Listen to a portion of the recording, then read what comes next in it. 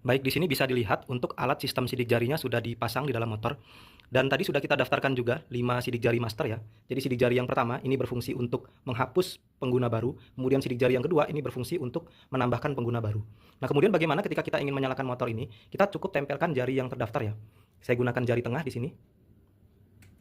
Nah, di sini sudah menyala ya motor, bisa dilihat dari speedometernya sudah menyala. Ini tinggal kita starter saja maka motor akan langsung menyala. Nah, kemudian bagaimana ketika kita ingin mematikan motornya? Kita cukup tempelkan dengan sidik jari yang terdaftar di sini. Nah, maka motor sudah mati ya, bisa dilihat di sini. Nah, kemudian bagaimana ketika ada orang yang ingin meminjam motor kita, kemudian ingin kita tambahkan sidik jarinya. Nah, di sini saya uji coba menggunakan jari jempol tangan sebelah kiri. Ini belum terdaftar ya, kita bisa lihat. Saya tempelkan, tidak ada respon ya pada sidik jarinya, pada sensor sidik jarinya. Kemudian saya akan daftarkan jari jempol tangan sebelah kiri ini supaya dia bisa mengakses motor ini ya. Kita anggap dia ingin meminjam motor ini. Nah, untuk mendaftarkannya ini kita menggunakan sidik jari master yang kedua di sini, yaitu jari telunjuk. Kita tempelkan selama 10 detik. Jangan bergerak atau jangan dilepas sampai LED-nya berubah menjadi warna merah. Kita tahan sampai LED berubah menjadi warna merah. Setelah LED berubah menjadi warna merah, kemudian baru kita tempelkan sidik jari yang ingin kita daftarkan. Kita tempelkan, kita tap sekali ya. Kemudian kita tap lagi sampai LED-nya berubah menjadi warna biru. Nah, setelah berubah menjadi warna biru, ini menandakan bahwa sidik jari ini sudah terdaftar di dalam motor ini. Kita akan coba untuk menyalakan motor ini ya. Nah, di sini motor sudah menyala ya. Kita bisa memastikan bahwa sidik jari ini sudah terdaftar di dalam motor ini. Kemudian bagaimana ketika sidik jari ini ingin kita hapus ya. Jadi kita anggap dia sudah meminjam motor kita, kemudian kita ingin hapus supaya dia tidak memiliki akses ke motor ini lagi. Nah, untuk menghapus sidik jari pengguna tambahan ini, kita cukup menekan sidik jari ini menggunakan sidik jari master yang pertama ya. Jadi kita tekan sensor sidik jari ini menggunakan sidik jari master yang pertama untuk menghapus sidik jari orang yang meminjam motor kita tadi. Nah, ini kita tahan selama 10 detik ya. Kita tahan terus selama 10 detik sampai LED-nya ini berubah menjadi warna ungu. Kita tahan sampai LED berubah menjadi warna ungu. Nah, setelah berubah menjadi warna ungu ini, maka sidik jari pengguna ini sudah tidak bisa mengakses motor ini lagi ya. Jadi sidik jari yang meminjam motor kita tadi ini tidak bisa memiliki akses lagi untuk menyalakan atau mematikan motor ini lagi. Nah, kita coba untuk matikan motornya. Sidik jari master tidak terhapus ya. Sidik jari master tidak terhapus, tapi sidik jari orang yang meminjam motor kita yang dihapus. Nah, kita bisa coba tempelkan, sudah tidak terdaftar lagi ya karena sudah terhapus. Seperti itu. Kemudian bagaimana ketika kita ingin membuka jok belakang ini menggunakan sidik jari ya. Jadi untuk membuka jok belakang ini menggunakan sidik jari, itu menggunakan sidik jari ketiga, keempat, dan seterusnya ya. Jadi sidik jari yang pertama ini kan berfungsi untuk menghapus pengguna baru. Kemudian sidik jari yang kedua ini berfungsi untuk menambahkan pengguna baru. Jadi sidik jari pertama dan kedua ini tidak bisa digunakan untuk membuka jok ini. Tapi sidik jari ketiga, keempat, dan seterusnya termasuk sidik jari orang yang meminjam motor kita dan sudah kita daftarkan sidik jarinya di sini dan belum dihapus, dia bisa membuka jok belakang ini. Caranya seperti apa? Caranya cukup kita tempelkan selama 4 detik sidik jari ketiga di sini saya contohkan selama 4 detik ya, kita tahan. Nah, nanti jok ini akan terbuka ya. Nah, di sini akan terbuka joknya. Tadi sudah bunyi suaranya. Kita bisa lihat joknya sudah terbuka. Nah, itu cara untuk membuka jok belakangnya ya. Termasuk sidik jari orang meminjam motor kita juga bisa membuka jok belakang ini kalau sidik jarinya belum kita hapus seperti itu.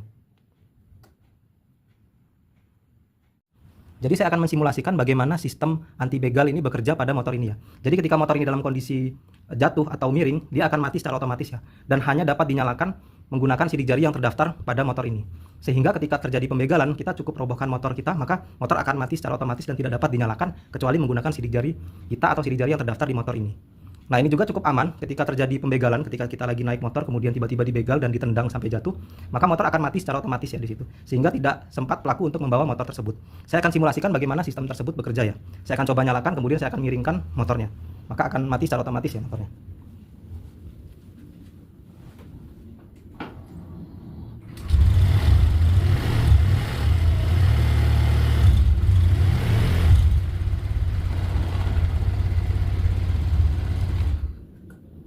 Di sini mati, motornya mati secara otomatis ya, dan hanya dapat dinyalakan menggunakan sidik jari yang terdaftar di sini, termasuk sidik jari yang menggunakan motor ini. Seperti itu. LED-nya tetap menyala ya, tapi motornya tidak bisa dinyalakan. Seperti itu. Jadi kalau untuk menyalakannya kita menggunakan sidik jari yang terdaftar di sini yaitu pemilik motor ini. Jadi kita tempelkan saja, maka dia akan menyala kembali. Nah, di sini akan menyala kembali dan bisa langsung dinyalakan. Jadi seperti itu untuk cara kerja dari sistem anti begal pada motor ini ya. Baik, di sini bisa dilihat ada tombol kecil warna biru yang hanya diaktifkan ketika dalam kondisi darurat. Seandainya ketika sistem keamanan motor sidik jari ini rusak atau dia mati total, maka dengan menekan tombol biru ini, maka motor bisa dinyalakan. Nah, kemudian saya akan coba tekan tombol ini dan kemudian saya akan nyalakan motor. Nah, kita menekannya menggunakan obeng karena dia berada sedikit di dalam. Nah, di sini kita bisa lihat motor sudah menyala ya di sini. Nah, ini tinggal kita starter aja, maka motor bisa langsung hidup ya. Ini saya akan coba starter.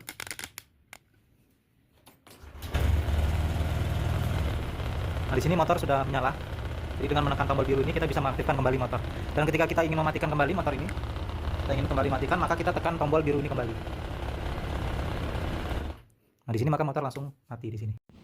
Baik, di sini ada sistem keamanan motor tambahan.